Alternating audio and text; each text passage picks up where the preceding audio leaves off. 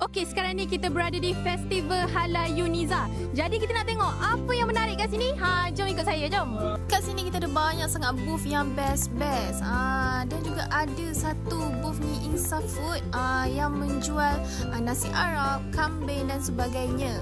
Nak rasa dulu pun boleh, tak ada masalah. Ni dia punya daging kambing dia. Sedapnya.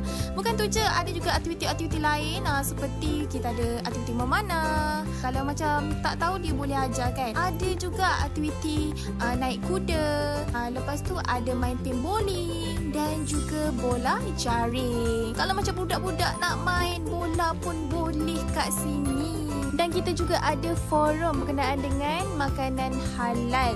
Rugi sangat kalau korang tak datang. Ajak je family, kawan-kawan datang ramai-ramai dekat Festival Halal Uniza.